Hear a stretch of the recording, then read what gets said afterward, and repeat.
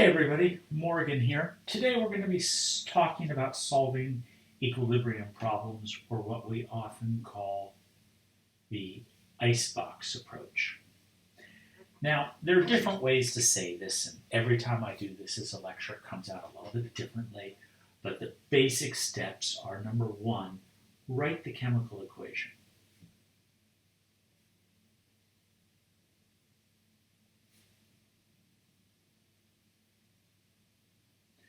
Number two is write an equilibrium constant.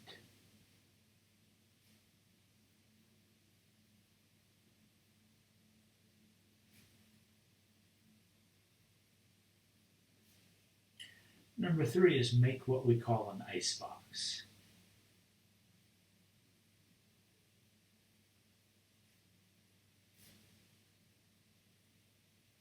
I stands for initial, C stands for change, and E stands for equilibrium.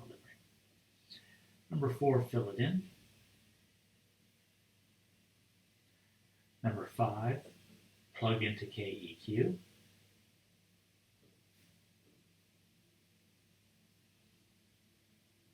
Number six, solve KEQ. And number seven, answer the question. Sorry, answer ANSWER, the question. Okay, now, often when we do these, we're going to be presented with something that is a quadratic equation. And there are ways to approximate the answer. We'll talk about those. Solving by a quadratic is fine. Do it every time and you're great, but it's not necessary. The AP exam has never actually asked a question that needed to be solved by quadratic. Okay, so for the reaction A goes to B plus C, the equilibrium constant is 3.0 times 10 to the negative 6. That's a really small k. Basically, when k is less than 1, that means you have lots of reactants. If k is greater than 1, you have lots of products. And kind of just a general rule of thumb here is that if k is 10 to the third or bigger, equal to or bigger, then this is a reaction that goes to completion, which means you don't really have any product anymore. I'm sorry, any reactant anymore. You've used it all up just to make products. Okay, so here's our reaction. A goes to B plus C, and the K equals the concentration of B times the concentration of C over the concentration of A, so that's balanced with ones, and that's going to equal 3.0 times 10 to the negative 6th. That means it really lies pretty far over there towards A and not much towards B and C. Make our icebox. Fill it in. We start off with 0.10 molar A. Now, it is important to know that at this point, you don't have any B and C. We'll call that 0 and 0. The change is A goes down by an unknown amount. We'll say minus X. B goes up by the same amount. C goes up by the same amount because this is a 1-to-1 mole ratio here. Okay, so we have 0.10 minus X, X and X. Okay, I can take these, plug them into this, and solve it. I have X times X over 0.10 minus X equals 3.0 times 10 to the negative 6. Now, I'm going to get out of having to do a quadratic here by doing an approximation. Now, if you want to solve it by quadratic, please do. It'll work great every single time, okay? But in this case, we have a pretty small k. A small k is 10 to the negative 5th, sometimes even 10 to the negative 4th, never 10 to the negative 3rd. It won't work. You can't do an approximation at that. So in my approximation, I'm going to say x squared over 0.10 is approximately 3.0 times 10 to the negative sixth. And what I'm saying here is that 0.10 minus x, when you round off for sig figs, is still going to be 0.10. X is just that small. We don't have to worry about it. So now, x squared equals 3.0 times 10 to the negative sixth multiplied by 0.10.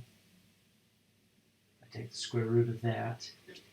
X equals 5.48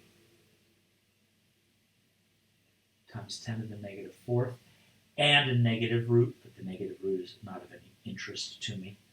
Okay, there won't be negative concentrations. All right, so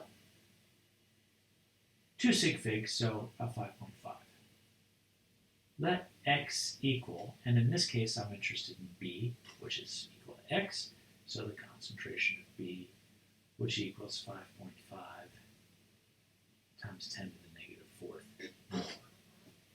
Okay, I have done this with the quadratic. You get the same answer when you round, okay? It's very little difference in the answer. Often, we like to check this assumption by doing something that we call the percent ionization, and that's where we would take x over the original concentration times 100% and make sure that that is less than 5%. And as long as it is, our approximation was cool because it will round off to be the original number. Okay, that's page number 10. Now, we're going to move forward. Excuse me. We're going to look at page 11, and we're going to do a few icebox problems. They are a little different each time, okay? Not a big deal. In this first one, the Ka for the reaction of HCl and water is given, really tiny number, we'll be able to approximate no problem. Here's the given reaction. What's the concentration of cyanide ion at equilibrium? You start with 0.1 molar HCl. So, HCl plus H2O, we have H3O plus and Cn minus, ICE, and immediately ignore the water because it's pure liquid. Its concentration stays the same. 0.100, 0, 0, minus x, plus x, plus x. Add those together, 0.100 minus x, x and x. Ka equals the concentration of H3O plus times Cn minus divided by HCN at 6.3 times 10 to the negative 10th. So basically x squared over 0.100 minus x equals 6.3 times 10 to the negative 10th. Approximate that, and I get x squared over 0.10 is about equal to 6.3 times 10 to the negative 10th. And when I do the arithmetic and solve for x equals 7.9 times 10 to the negative 6. Now that's an incredibly tiny number, okay? That means I don't have very much product at all. But that makes sense because the K is such a small value. All right, so let x equal, and I'm interested in the concentration of cyanide. So x is cyanide, which equals 7.9 times 10 to the negative 6th molar. That hardly dissociates whatsoever. Hardly at all. Okay. Now, slight little twist here. The reaction of acetic acid and water, K is 1.75 times 10 to the negative 5th. What is the remaining concentration of acetic acid if the original concentration was 0.10 molar? Okay. So my K equals the concentration of H3O plus times C2H3O2 minus divided by H C2H3O2. So I'll make my icebox right here. I'm going to ignore the water. 0.10, 0, and 0. I'm going to go minus x, plus x, and plus x. So here I have 0.10 minus x, x and x. So I have x squared over 0.10 minus x equals 1.75 times 10 to the negative fifth. So I can approximate and say x squared over 0.10 minus x equals 1.75 times 10 to the negative fifth.